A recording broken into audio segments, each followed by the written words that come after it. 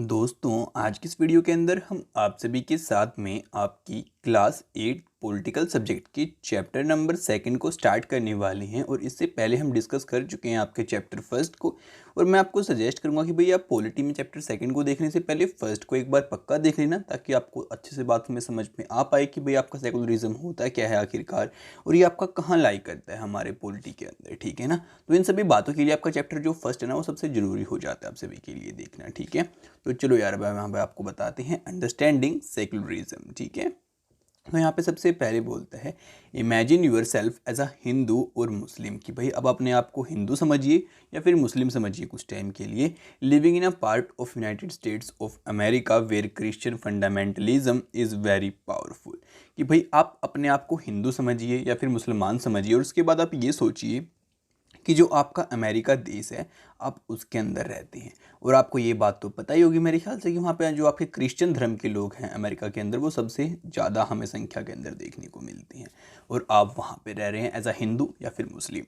फिर आगे बोलता है आप सभी को, suppose that despite being a US citizens no one is willing to rent their house to you, how would this make you feel. कि भाई अब आप वहाँ के, अब यार बेसिकली एक मैं काम करता हूँ, एक स्टोरी की हेल्प से आप समझ पाएंगे इसको। मैं यहाँ तक एक बार रीड करता हूँ फटाफट से, फिर जो भी कुछ बातें आती हैं उसको एक साथ आपको एक्सप्लेन करूँगा मैं। ठीक है ना। तो यहाँ पे कहते हैं, what if you decide to complain against this discriminations and were told to go back to India, would this not make you feel angry. Your anger could take two forms. First, you might react by saying that Christians should get the same treatment in places where Hindus and Muslims are in a majority. This is a form of retaliations. Or you might take the view that there should be justice for all. You might stating that no one should be discriminated against on ground of their religion, practice and belief.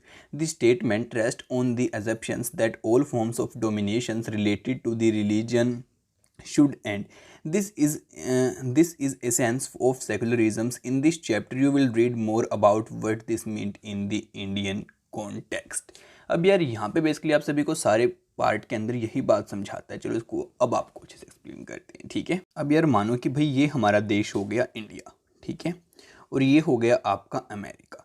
अब एक minute यार, ये क्या हो गया, चलो हाँ, ये हो गया आपका इंडिया, ये हो गया आपका अमेरिका। और यार ये आप यहाँ पे रहते हो हमारे इंडिया के अंदर, आप हिंदू हो या फिर मुस्लिम, आप कोई भी धर्म से बिलोंग करते हो, आप सिख हो, मतलब कि जो भी कोई हो आप, ठीक है, आप इंडिया के अंदर रहते हो। अब आप यहाँ पे चले गए अमेरिका के अंदर फ्लाइट के अंदर बैठ के, ठीक है।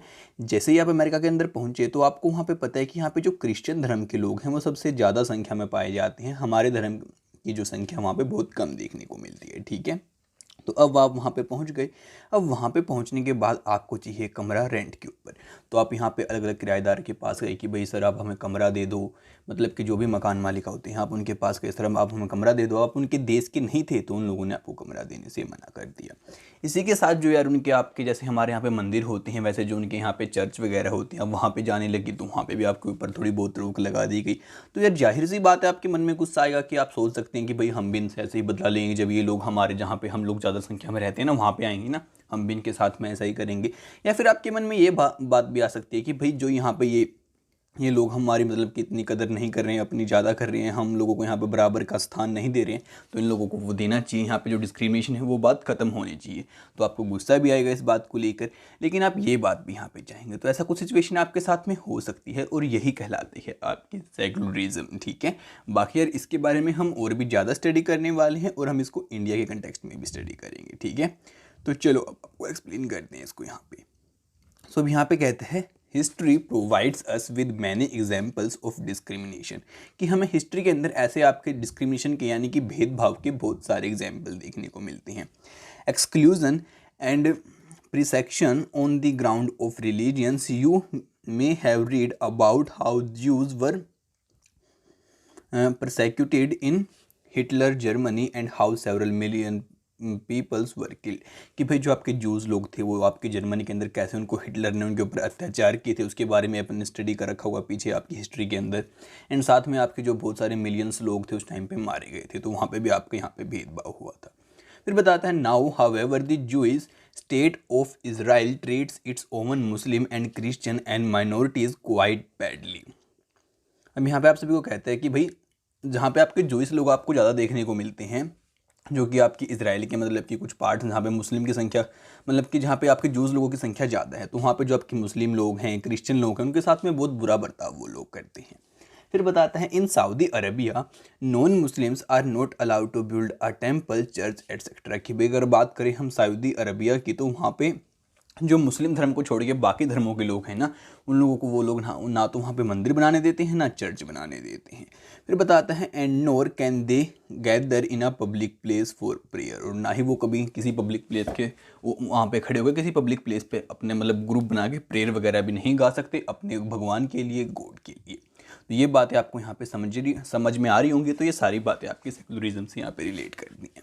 फिर कहते हैं re read the introduction of to this chapter, why do you think retaliations is not the proper response to this problem, what should happen in different groups followed this path. अब यहाँ पे आप सभी को बताते हैं कि भाई ये बदला लेना एक अच्छी बात नहीं होती। देखो मैंने आपको पहले भी बताया था, आपका जब चैप्टर की स्टार्टिंग हुई थी, कि भाई लोगों के मन में आएगा कि भाई यहाँ पे अब हम इनके देश में आए हैं, इनकी ज़्यादा संख्या है, तो ये हमारे साथ में ऐसा व्यवहार करें, जब ये हमारे देश में आएंगे तो हम भी ऐसा ही व्यवहार करेंगे, फिर आप दोबारा जाओगे तो वो लोग भी ऐसा ही करेंगे। तो बदला लेना एक अच्छी बात नहीं होती। जैसा आप करोगे फिर वो दोबारा करेगा, तो ऐसे तो आपकी जो लड़ाई है कभी ख़त्म ही नहीं होगी। तो क्यों आपको लगता है कि भाई ये जो लोग करते हैं मतलब कि ऐसा करना अच्छी बात है? क्या ये अच्छा सोल्यूशन हो सकता है इस प्रॉब्लम का? तो जो भी आपको लगता है एक बार आप उसके बारे में ध्यान से सोचो। फिर आगे बोलते हैं in all of the above examples member of one religious communities either persecute or discriminated against member of the other religion communities. These acts of discrimination take place more easily when one religion is given official recognition by the state and at the expense of the other religion. Clearly, no one would wish to discriminate it against before because of their religions nor dominated by another religions. In India, can the state discriminate against citizens on the ground of their religion? अब यार यहाँ पे आप सभी को बताते हैं कि भाई ये जो आपका हमें भेदभाव देखने को मिलता है, ये बेसिकली देखने को इसलिए मिलता है क्योंकि जो हमारी गवर्नमेंट होती है, सरकार होती है, अब अगर आपकी कोई सरकार है और वो किसी एक धर्म को ज़्यादा प्राथमिकता दे दे, यानी कि इस धर्म को ज़्यादा बड़ा मानने लग जाए और दूसरे धर्म की तरफ कोई वैल्यू ही ना दे, तो ऑब्वियस ही बात है यार, ये वाले धर्म के लोग इनको नीचा देखना स्टार्ट कर देंगे, साथ में ये भी अपने आप को छोटा समझना स्टार्ट कर देंगे, फिर इनके बीच में यहाँ पे वाद विवाद आपकी होंगे ही। तो यार इसलिए यहाँ पे आप सभी को यही बात बताता है कि भाई ये बेसिकली बात हमारी गवर्नमेंट की तरफ से, स्टेट की तरफ से भी आती है कि भाई लोग ये मानते हैं कि ये धर्म बड़ा है, हम लोग बड़े धर्म के, तो हम छोटे वालों के ऊपर अत्याचार करेंगे। तो ऐसा नहीं समझना चाहिए। उसके बाद यहाँ पे आपसे क्वेश्चन पूछते हैं कि क्या लगता है आपको जो हमारा इंडिया है वो किसी धर्म को यहाँ पे प्राथमिकता देता है या फिर नहीं देता है? हमारा सेकुलरिज्म है इंडिया के अंदर या फिर नहीं है? क्या लगता है अब आपको, ये बताइए। उसके साथ में चलो यार, अब हमारे पास एक बहुत अच्छा क्वेश्चन आता है जो कि हमें कहते हैं व्हाट इज सेकुलरिज्म, कि आपका सेकुलरिज्म आखिरकार होता है क्या है। तो चलो आपको उसका एक्सप्लेन करते हैं। उससे पहले एक बार आप इस ड्राइंग को ध्यान से देखिए। हमें बता रखा है कि the 3 children in this chapter were done by students of your age, there are asked to draw an religious tolerance. कि भाई आपको भी अपनी क्लास के अंदर या फिर अपने घर पे कोई ऐसा ही चित्र यहाँ पे बनाना होगा जहाँ पे आपको पिक्चर दिखानी है रिलीजियस टॉलरेंस की, यानी कि भाई सभी एक दूसरे के धर्म को यहाँ पे टॉलरेट कर रहे हैं, सम्मान कर रहे हैं उसका। देखो यहाँ पे आपका हिंदू का मंदिर हो गया, एक मिनट कलर चेंज करते हैं। देखो हिंदू का मंदिर हो गया, ये क्रिश्चियन का हो गया आपका, ये आपका मेरे ख्याल से आपका जो मुस्लिम का मौसूल होता है वो हो गया आपका, एंड साथ में एक आपका दूसरे मेरे ख्याल से जैन धर्म का हो गया। ये आप देख लेना कौन से धर्म का है। और यहाँ पे देखो सभी धर्म के बच्चे यहाँ पे खेल भी रहे हैं। तो यार ऐसा कोई आपको यहाँ पे डायग्राम बनाना होगा। इससे यार आपको हेल्प मिलेगी और आपकी जो सोच है वो आपकी इमेजिनेशन एक मतलब कि चार्ट के ऊपर आ जाएगी और आपको ये बात बहुत लंबे समय तक याद रहने वाली है। ठीक है, अब यहाँ पे बोलते हैं in the previous chapter you read about how the Indian constitution contain the fundamental rights that protect us against the state power as well as against the training of the majority. कि भाई जो आपका पिछला chapter था, chapter number 1, हमने वहाँ पे उस बात को आपको एक्सप्लेन भी किया था कि भाई जो हमारी यहाँ पे हमारा संविधान होता है उसके अंदर जो फंडामेंटल राइट्स हमको दे रखी हैं वो कैसे हमको बचाती हैं अगर हमारी जो गवर्नमेंट है हमारे ऊपर अत्याचार करना स्टार्ट कर दे तो, और जो आपकी मेजोरिटी ग्रुप होता है माइनॉरिटी के ऊपर अगर अत्याचार करता है तो माइनॉरिटी वाले कैसे वहाँ पर बच सकती हैं। फिर बताता है the Indian constitution always allows individuals the freedom of life by their religious belief and practice as they interpret this. अभी हमें बताते हैं कि भाई जो हमारा संविधान है वो यहाँ पे अलग अलग धर्म के लोगों को पूरी आज़ादी देता है कि अपने धर्म को आप आराम से यहाँ पे प्रैक्टिस कीजिए और आराम से आप यहाँ पे अपने काम को कीजिए, आपको कोई भी डिस्टर्ब यहाँ पे नहीं करेगा। फिर बताते हैं in keeping with this idea of religious freedom for all, India also adopted a strategy of separating the power of religion and the power of the state. Secularism refer to these separations of religion from the state. अब यार यहाँ पे आप सभी को बताते हैं कि भाई जो हमारा संविधान है ना वो सभी इंडिविजुअल्स को मतलब कि पूरी आज़ादी देता है अपने धर्म को प्रैक्टिस करने की, लेकिन इसी आइडिया को साथ में रखते हुए जो आपका संविधान होता है हमें अपने धर्म की पूरी आज़ादी तो देता ही देता है। India always adopted a strategy of separating power of religion and power of the state. और यहाँ पे हमारा जो इंडिया है उसका ये मानना है कि भाई जो यहाँ पे स्टेट के मैटर होते हैं, यानी कि डिसीजन लेना, भाई कोई पॉलिसी बनाना, उसको मतलब कि इम्प्लीमेंट करना, यानी कि जो हमारे स्टेट की पावर है यानी कि गवर्नमेंट की पावर है वो बिल्कुल अलग रहने वाली है आपके धर्म की पावर से, रिलीजन की पावर की। यानी कि जो रिलीजन का मैटर है ना वो बिल्कुल अलग रहने वाला है हमारी गवर्नमेंट से। हमारी गवर्नमेंट इसके अंदर कोई भी पैर नहीं फंसाएगी। जो धर्म के काम है वो धर्म के लोग संभालेंगे, वो अपना धर्म का काम देगी, स्टेट का काम स्टेट देखेगी। तो ये बेसिकली ऐसा कुछ सीन है। फिर यहाँ पे बताता है secularism refer to this separation of religion from the state. और जो आपका सेकुलरिज्म यहाँ पे है ना वर्ड, ये बेसिकली आपको यही बात बताता है कि भाई आपका जो ये है ना धर्म से रिलेटेड मैटर ये बिल्कुल अलग रहने वाला है आपके स्टेट के मैटर से, ठीक है ना। यानी कि आपकी स्टेट आपके धर्म को लेकर कोई भी यहाँ पे बीच में मतलब कि हस्तक्षेप नहीं करेगी और ना ही कोई बात आपको बोलेगी। उसके बाद बोलते हैं why is it important to separate religion from the state. ऐसा क्यों ज़रूरी है कि भाई जो हमें धर्म है उसको थोड़ा अलग रखना चाहिए आपके जो गवर्नमेंट के स्टेट के काम होते हैं इनसे, आपको ऐसा क्यों लगता है। तो आप बेसिकली इसका आंसर आप मेरे को बहुत अच्छे से दे सकते हैं। मैंने आपको जो बेसिक कॉन्सेप्ट था वो आपको बता दिया, तो फटाफट से कमेंट करके बताइए, ठीक है ना। उसके बाद आगे बोलता है as discussed above, the most important aspect of the secularism is its separation of religion from the state power. This is important for a country to function democratically. Almost all countries of the world will have more than one religious group living in them. Within these religious groups, there will most likely to one group that is in a majority. In this majority, religion groups has access to state power that then it could quite easily use this power and financial resources to discriminate against the persecuted persons of the other religions. This tyranny of the majority could result in the discrimination, coercions and at times even the killing of the religious minorities. अब यार यहाँ पे आप सभी को यही बात बताते हैं कि बेसिकली यार आपका कोई भी देश ले लो आप पूरे वर्ल्ड का उठा के, आपके बहुत सारे देशों के अंदर हमें यही बात देखने को मिलती है कि भाई आपका मतलब कि हर एक देश के अंदर आपके 2 से या 3 से ज़्यादा धर्म होते हैं, या फिर किसी में 2 धर्म तो हर किसी के अंदर आपको देखने को मिलते हैं। उनमें से कुछ आपके मेजोरिटी में होते हैं, कुछ माइनॉरिटी में होते हैं। तो अगर मेजोरिटी वालों के हाथ में पावर आ जाती है तो यहाँ पे माइनॉरिटी को दबाने की कोशिश करते हैं। लेकिन यार यहाँ पे बहुत ज़रूरी होता है सेकुलरिज्म का होना, जिससे कि यार जो आपका धर्म का मैटर है वो आपकी स्टेट के मैटर से अलग हो जाता है। यानी कि पावर का उससे कोई लेना देना नहीं होता, सभी के पास पूरी आज़ादी होती है अपने धर्म को प्रैक्टिस करने की, ठीक है ना।